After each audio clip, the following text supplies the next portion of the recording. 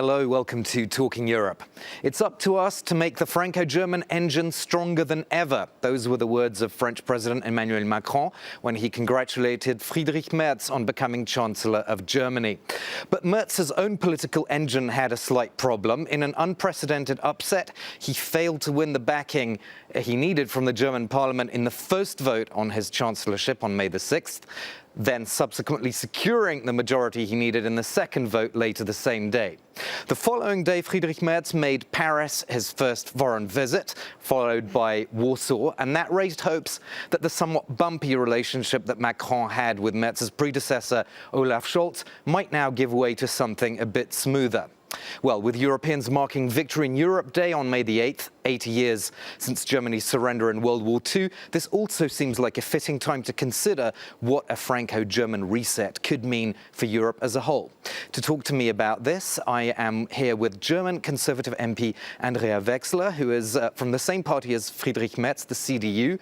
Welcome to the programme. Thank you. And I'm also here with French Socialist and Democrat MEP Thomas Pellerin-Carlin. In France, he's a member of Place Publique, which is actually a rival party to President Macron's Renaissance. Welcome to you as well, Thomas.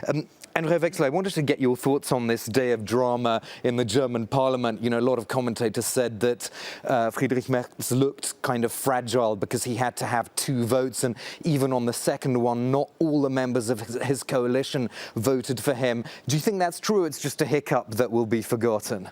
Well, first of all, we've got a new government in Germany, and it's going to be strong. It will love France, and it will strengthen the German-French relationship, and that's good news. Yes, there were difficult hours, certainly, but if you look back into history, Adenauer won by one vote, and even when Kohl started, had a very rough start, and he was still one of the core drivers of reunification and a strong German-French relationship, and so I'm very optimistic. There was a little bit of drama, it was only a couple of hours, but now we have a strong sign for a future in Europe. Are you equally optimistic, Thomas? Yes, absolutely. I mean, we're living in very difficult times in European history. We have bullies in the East, Vladimir Putin. We have another one in the West, Donald J. Trump. They are both creating a lot of uncertainty. More than ever, we need stability and we need unity. And that coalition between the two biggest democratic parties in Germany, the CDU-CSU and the SPD, is really the thing we actually need now at that moment in time. Yeah, on this coalition agreement, though, I wanted to ask you because, of course, what Merz himself says is kind of very much music to President Macron's ear when he talks about we don't know how long NATO is going to exist in its current form. He even mentioned extending the French nuclear umbrella to Germany, potentially. But the coalition agreement sort of pulls him back from some of those positions that are really close to Macron. So do you think he might not be able to go as far as he personally would want to? Well, first of all, I do think what you can see in this new government is a clear sign that defense and security is one of the core issues that we have to solve on a European level and with France. And that's a very important and a very good sign. Merz is an Atlanticist and he is a very pro-European person. So we will, of course, stick to the stability in NATO on the one hand side, but we will build a more stronger European defense politics at the same time. And so that means that even though the coalition treaty might be a little bit more cautious, there is a clear commitment to building European strength together with the French and to build an additional European defense arm in addition to NATO. What do you see concretely in the defense field? Do you think that we're going to see a major change now? We are already seeing that major change. And luckily, it also builds on decades of efforts that were already made by the French and the German army working together.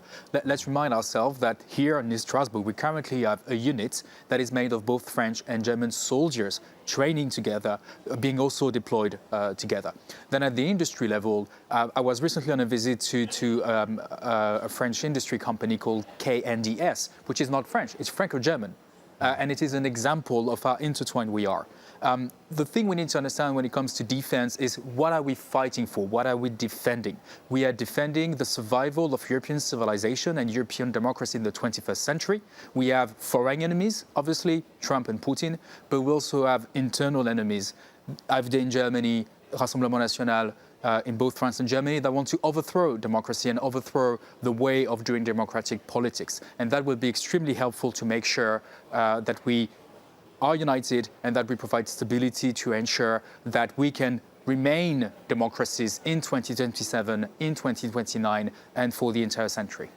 Yeah, I mean, it's true that both leaders need to get results very tangibly and quite fast because they are facing this challenge from populists on the far right and far left, aren't they, in both countries? It's very true. So it's we have built in Europe, and it's just been said, very, very strong democracies. We have experienced, and we're celebrating just in these times, 80 years of peace and freedom in Europe. And that's a legacy we need to preserve. But we will only be able to preserve if we listen to the people back home, if we accept their problems and solve those problems in a way that people tangibly understand, that established politicians are their friends, and that we are, in fact, yeah. I want to ask you a couple of possible areas of disagreement, though, because it's not going to be a sort of permanent political love fest, obviously, between Friedrich Merz and Emmanuel Macron. Firstly, on competitiveness, yes, they do say the same kind of similar things, but underneath that we have differences on what to do about joint borrowing, for example. Maybe we can talk a little bit about that. Sure, but those are, let's say, normal points of discussion that we even have inside some political families in member states and also here at the European Union. Really, I mean, it's not a glass half empty, half full. Do you look at the glass 95% full or 5% empty? Obviously, there are different points of views, for instance, on joint borrowing, but I'm really confident that we can work things out and that we can find a good compromise. Here again, the first question we need to ask ourselves is why? Why are we doing this? And the survival of European democracy, I think, is a good motivator. And then, I mean, Christian Democrats and Social Democrats are very good at many things, including finding pro-European compromise. That's how we've been able to build Europe for the last 75 years. On trade, there's an obvious difference, which is that the new German Chancellor is more in favor of the Mercosur deal with Latin American countries. France, of course, has been opposing this for a long time. Do you see any room for compromise there? No, absolutely. I mean, I think we're on the same page when it gets to an understanding that Europe needs to open up for global trade. We want open markets, open global markets. We can see with the changes that's happening in the United States that it's more important than ever that Europe opens up for markets like Latin America. And that's the core understanding. And then the details we need to discuss, and we need to find solutions for the differences. And yes, we do know that in agriculture, France has their stance. We have a very strong economy in Europe, in Germany. So we are more on the automotive and competitiveness side, but I'm very optimistic that we now have two leaders in Europe that will find and negotiate a proper solution for both countries. On Mercosur, do you think it's going to be a problem, though? Because, I mean, there's been no real movement from the French government, has there? It will clearly be part of that kind of 5% glass half empty dimension, to be certain. One dimension that is important in trade is to make sure that we apply to imported goods the same level of environmental and health protection that we apply to domestic European products. That is obviously essential. Let's remember that inside Mercosur, I mean, at the beginning, there were different political parties in power in the Mercosur area. Now we have that Argentinian Trump-like figure, Javier Milei, which obviously changes the situation, and that's something we need to take into account, because we can no longer have a trusted relation with Javier Milei and with Argentina, or at least as long as Argentina has Javier Milei as head of state, because he really behaves like Donald Trump with that level of unpredictability and insanity that makes any kind of agreement, trade and otherwise, very difficult. I'd like to talk a bit about the internal economic situation in both France and Germany, because clearly there is a debt problem in both countries. Many would say there's a debt crisis in France with debt to GDP ratio, which is going up in 2026 as well. André Wexler, do you think that debt problem is going to undermine the leadership of France and Germany in Europe? No, I don't think so. We do have an obvious issue when it comes to debts and a common understanding of what Europe can do and the countries can do. But I'm very optimistic that this is something we need to tackle. You've seen also the votes in Germany that we've had at the beginning of the year. It's now time for strategic autonomy. Strategic autonomy requires investments, targeted investments.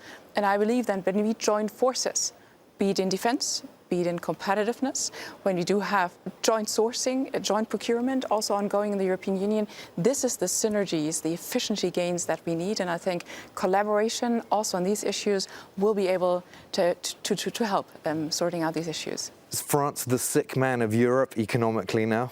I mean, obviously, we have problems with the current political instability in France, and it's not helpful. But if we zoom out, the key reason why Europe is struggling economically is actually twofold. The first one is a lack of investment, and the second one is an over-reliance on imported fossil fuels.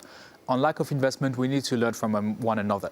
I hope the French government can be more like Germany when it comes to investment in research and innovation. Germany is showing the way. Obviously, things can be improved, but broadly speaking, Germany is doing better at investing in research and innovation. On energy, when it comes to the electricity grid, France has done a better work for now than Germany. So this is an area where we can work together to make sure that we learn from one another's strength and we make sure that we invest in research and innovation, but also in the stability of the electricity grid.